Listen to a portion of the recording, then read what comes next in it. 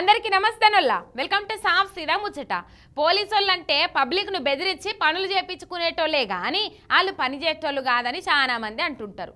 లేదంటే కానిస్టేబుల్లను హోమ్ గార్డులతోటి చాకరీ చేయిస్తారు తప్ప పెద్ద పోస్టుల్లో ఉన్నోళ్ళు అసలే పేయంచరు అన్న అపవాదులు కూడా ఉన్నాయి. కానీ గసంటిది ఏం లేదోల్లా, అందరు అట్లా ఏమి ఉండరు.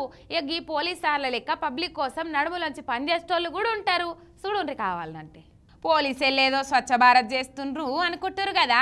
స్వచ్ఛ భారతే కానీ ఎన్నో పట్టణంలోనో పోలీస్ టౌన్లోనో కాదు, హైదరాబాద్ విజయవాడ నేషనల్ హైవే మీద 2 లారీలు టక్కరైనాయి. ఈ యాక్సిడెంట్ల బీర్ల సీసాలు ఉల్లిగడ్డలు రోడ్డు మీద అడ్డదిడ్డం పడ్డాయి. ట్రాఫిక్ మస్తు జామ్ అయింది.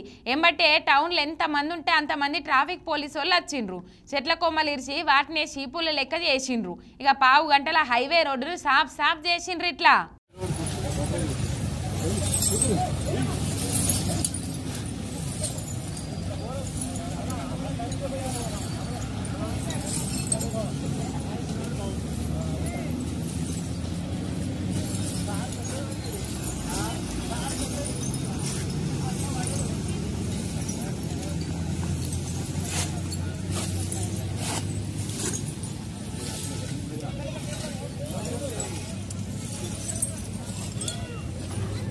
కానిస్టేబుల్లు హోమ్ గార్డులే కాదు, ఎస్ఐ సిఐ సార్లు కూడా స్పాట్లు వచ్చి వాళ్ళ కొమ్మ వట్టి రప్ప రప్ప ఊడ్చి పడేసిండ్రు.